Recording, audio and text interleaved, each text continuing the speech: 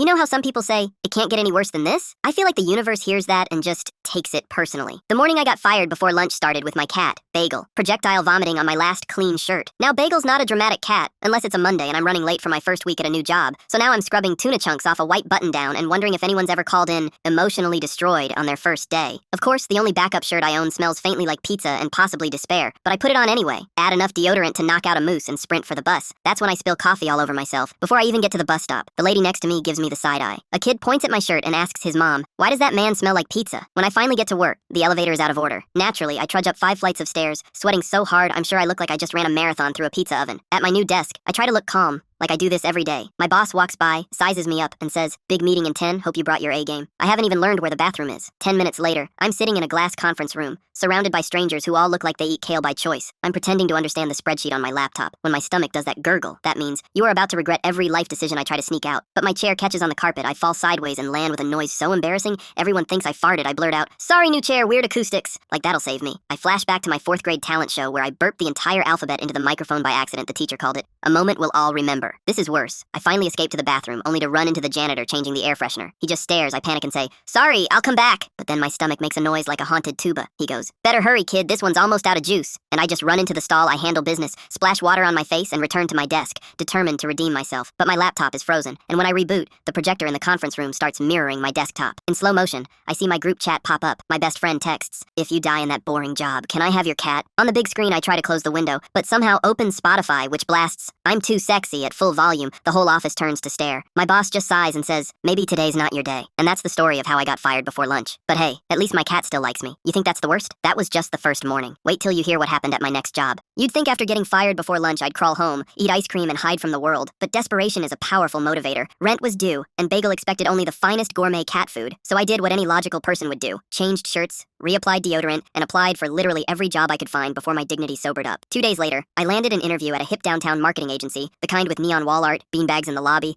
and employees who all look like they have TikTok sponsorships. I show up determined to redeem myself, but the second I sit in the waiting area, my nerves start breakdancing. My hands are so sweaty I drop my resume on the floor 3 times. The receptionist offers me water. I say yes, then immediately spill it down my shirt while trying to look calm. I'm just praying they'll see my authenticity as a sign of creativity. A guy in skinny jeans and glasses calls me in. He asks, "So tell me about a time you overcame adversity at work." I want to say, like right now, trying not to drown in my own flop sweat, but instead I mumble some nonsense about rising to the challenge, all while fidgeting with the pen they gave me. That's when it happens. I click the pen, too hard, and it literally explodes blue ink all over my hand, my shirt, and worst of all, the interviewer's pristine white jeans. There's this split second of silence where we both stare at the splatter pattern. He looks down and just says, "Well, that's creative." My brain short circuits. I try to help by dabbing at the ink with a tissue, which only makes it worse. Now his jeans are smudged blue, and my resume is fused to my palm. Flashback, 7th grade science fair. I knocked over my volcano project, splattering baking soda goo all over the principal. She called me the Jackson Pollock of embarrassment. This feels like a spiritual sequel. He finally just says, "Maybe we'll email you?" I bolt out, leaving behind a blue handprint on the glass door like some sad smurf. Back on the street, I wonder if maybe office jobs just aren't for me. But little did I know, my luck was about to get even weirder. By now, I'm convinced the universe is running some kind of hidden camera prank show on my life. Desperate for cash, I take a temp job at a luxury dog spa that promises flexible hours and fun with furry friends. How hard can it be, right? Dogs like me. I like dogs. Surely nothing can go wrong. I show up on my first day and the manager, Kendra, looks like she's just come from a yoga retreat mixed with a heavy metal concert. She hands me a tiny apron covered in paw prints and tells me my first job is to help with bubble baths. This place is insane. There's a playlist of whale noises, gluten-free dog treats in crystal bowls, and a schnauzer named Prince, who has his own Instagram with more followers than me. My first client is a dachshund named Meatball, who immediately pees on my shoe as a greeting. I try to play it cool, but as I bend down to clean it, Meatball escapes, sprints across the tile, and launches himself into a pool meant for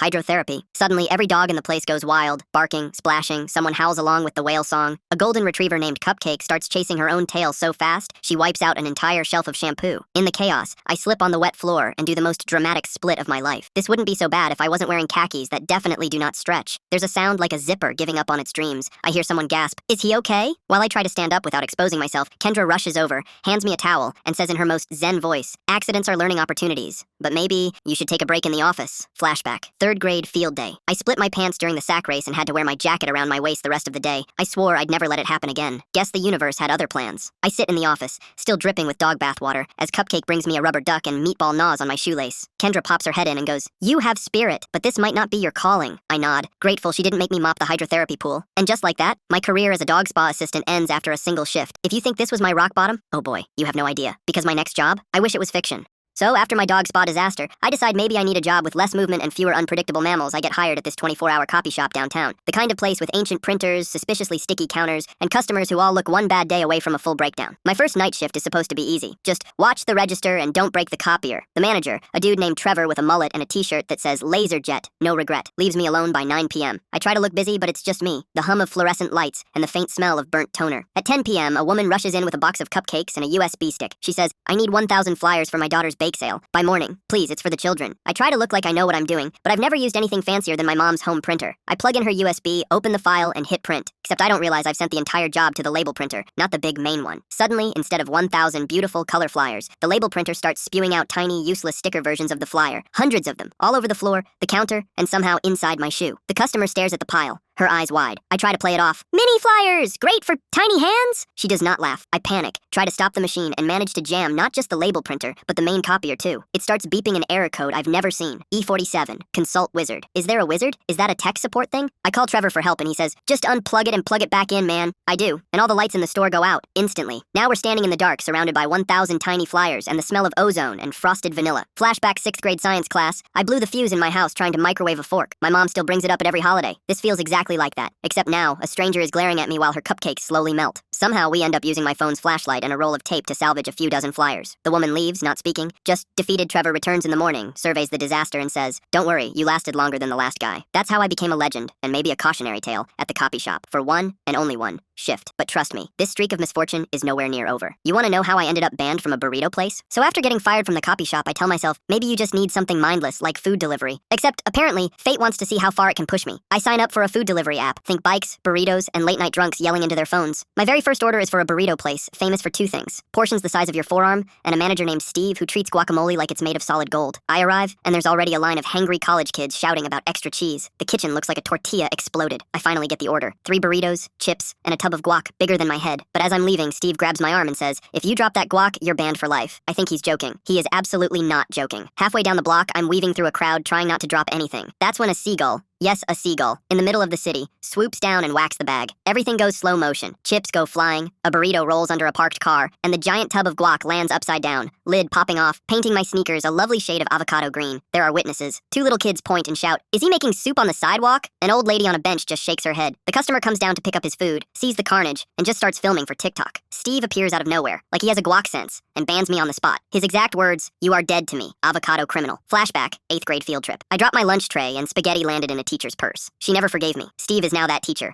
But with guac, I walk home in shame, my shoes squishing, wondering if Bagel the cat will judge me for smelling like failed Mexican food. Of course she does, but you think that's as bad as it gets? Not even close. Wait until you hear about my week as a birthday party clown. After the burrito ban debacle, I'm convinced maybe my destiny is to just become a hermit. But my friend Jen says her cousin is desperate for someone to fill in at her kid's party entertainment business. Jen's exact words, it's just balloons and silly dances. Literally nothing can go wrong. So I become Chuckles the Clown. For one chaotic Saturday afternoon, I show up in rainbow suspenders, a shirt that smells like old pancake syrup, and a borrowed wig that's seen better days. As soon as I walk in, 20 sugar-high children start screaming, not with joy but with terror. One kid immediately shouts, he's a fake, his shoes are too small. A toddler tries to pull off my nose. My first task, balloon animals. The only thing I can make is a vaguely worm-shaped snake. A girl in a frozen dress asks for a unicorn and starts crying when I give her what honestly looks like a sad blue turnip. Her mom glares at me like I just ruined Christmas. Then comes the magic show. I'm supposed to pull a scarf from my sleeve, but instead, the sleeve gets stuck and the scarf flings into a bowl of ranch dip. A boy yells, that's not magic, that's just sad. Flashback, 5th grade school play. I forgot my one line and stood on stage for 2 minutes until the music teacher dragged me off. This feels exactly the same, but now with more clown makeup melting down my face. Finally, it's time for the big finale, pie in the face. Except the whipped cream pie is too runny, and when the birthday boy smacks it, it splatters everywhere. My shirt, his mom's new rug, even the dog. The room is chaos. One grandma laughs so hard she snorts soda out her nose. The birthday boy is ecstatic. His mom, not so much Jen's cousin, thanks me for bringing unforgettable memories, but suggests I maybe try something with less audience interaction. I go home, face sticky with whipped cream, and promise myself never to wear a wig again. But you think that's where it ends? Oh no, because my next job put me on a boat with tourists, dolphins, and a flock of angry seagulls. After my clown career imploded, literally in my face, my uncle insists I need fresh air and a real job, so he gets me a gig on his buddy's dolphin tour boat. All I have to do is smile, hand out brochures, and point excitedly at dolphins. I figure, what could go wrong? Dolphins are friendly, The ocean is calming, and there's no whipped cream involved first warning sign. The uniform is a faded Hawaiian shirt and shorts that barely cover my knees. Second warning, I get seasick if I so much as look at a wavy pool. But rent is rent, so I board the SS Ocean Dream with a pocket full of ginger chews and optimism. The first tour group is a family reunion, 30 people, all armed with selfie sticks and kids hyped up on Capri Sun. I do my best tour guide impression. If you look to your left, you might spot our local dolphin pod. Except, of course, there are no dolphins in sight. Everyone starts grumbling, kids are bored, parents are annoyed. Suddenly, the boat lurches. A massive flock of seagulls swoops down, attracted by a toddler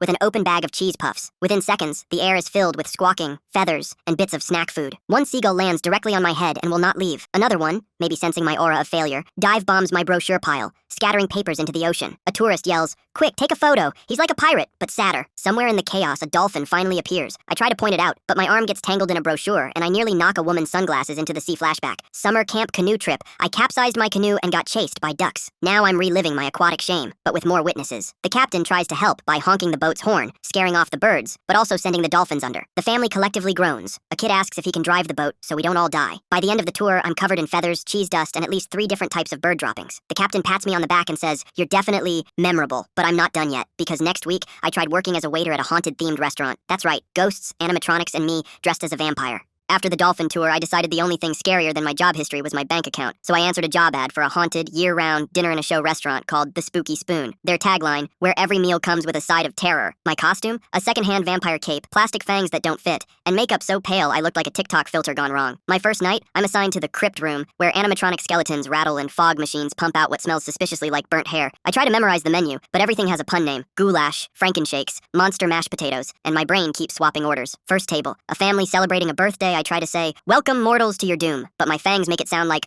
"Welcome mortals to your doom." The dad laughs. The toddler bursts into tears. Mom looks like she regrets her life choices. I trip on my cape and almost faceplant into the witch's brew soup. I drop a tray of ghost toast. A skeleton animatronic, clearly on its last circuit, turns its head and calls me the weakest vampire it's ever seen. I'm 90% sure that was just a pre-recorded joke, but at this point, even the robots are dunking on me. Flashback. Halloween in middle school, I dressed as a ghost, tripped on my sheet, and rolled down a neighbor's driveway into a pile of pumpkins. History repeats itself, this time with more gravy. The birthday family requests the spooky surprise, which is supposed to be a jump scare from a zombie waiter. Except the zombie is on break, so I have to do it. I jump out from behind a curtain and yell, "Boo!" The toddler throws a breadstick at my head. I knock over a candelabra, fake but still loud, and set off the fog machine. An alarm blares. A bat animatronic drops from the ceiling, and everyone screams, including me. My manager, dressed as Frankenstein, just sighs and says, "Maybe try being a mummy next time. At least then you can hide your face." I clock out, makeup smeared, hair full of plastic cobwebs, and dignity at an all-time low. But you know what? I made tips, mostly from people feeling sorry for me, and I survived a night in the crypt room, which is more than some of those skeletons can say. But just when I thought I'd finally seen it all, my next job landed me in a professional escape room, locked in with 8 screaming bachelorette party guests. Let's just say, not everyone made it out unscathed. You'd think after haunted restaurant chaos I'd finally play it safe, but I saw a listing for escape room guide, fun, fast-paced, no experience required. How hard could it be? You just read clues and unlock boxes, right? First shift, I get paired with a bachelorette party. 8 women in matching t-shirts, plastic tiaras,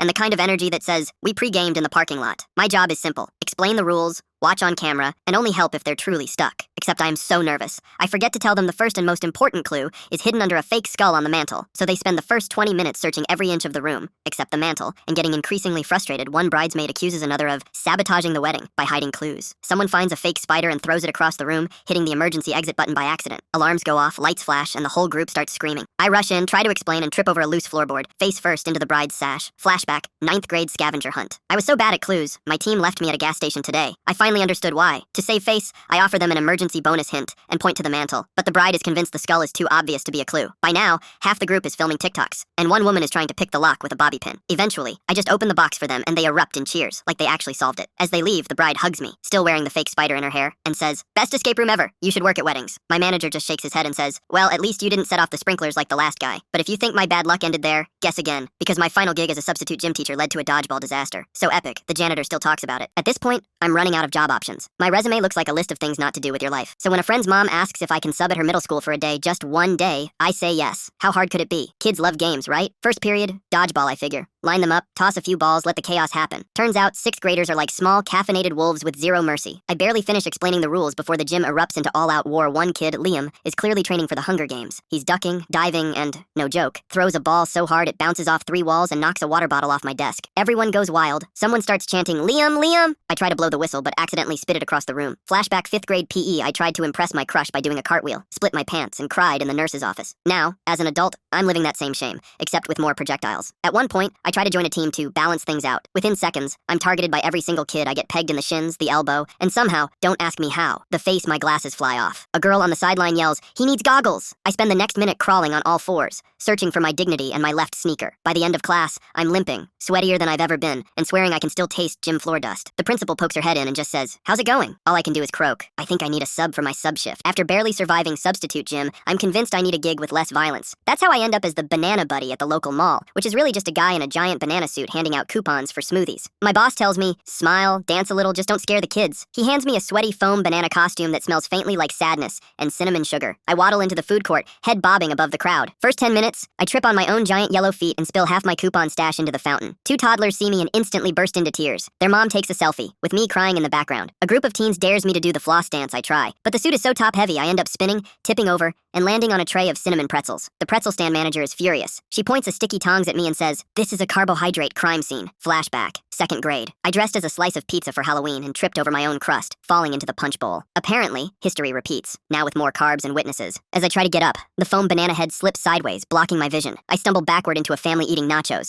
knocking over their sodas. Mall security approaches, trying not to laugh. I'm escorted out through the service entrance, banana head in hand, trailing a scent of butter and regret. I text my boss, who replies, "Don't worry, the grape suit's open next week." I block his number. And that's how I got banned from 3 different pretzel stands and the mall food court in general. You'd think I'd learn, but nope, because my next temp job put me in a call center where the hold music was enough to break even the strongest spirit. After my mall disaster, I decide I need something safe. I take a temp job at a call center, figuring the worst thing that can happen is paper cuts. On my first day, the supervisor trains me to always stay calm no matter what the customer says. That's tested immediately. My headset's too big, the chair sinks every time I sit, and the hold music is a 5-second loop of pan flute and elevator jazz. After 2 hours, my brain feels like mashed potatoes. My main job is transferring calls. Easy, right? Except the transfer button is right next to the emergency alert button. First customer, irate, wants a refund, yelling so loud my cat Bagel can hear it from home. My hands are sweaty. I press the wrong button, and suddenly a robotic voice booms over the intercom. "Attention! Please evacuate the building immediately. This is not a drill." Every cubicle empties. People grab laptops. Someone wheels out the break room microwave. I just sit there, headset tangled, praying the ground swallows me. Security shows up. So does the fire department. My supervisor sighs, rubs her temples, and says, "We'll chalk this up to experience." Flashback. 4th grade spelling bee. I spelled disaster wrong. Now I'm living it in real time. But the best or worst part, I do it again after lunch. Apparently, muscle memory is a powerful and dangerous thing. By the end of the day,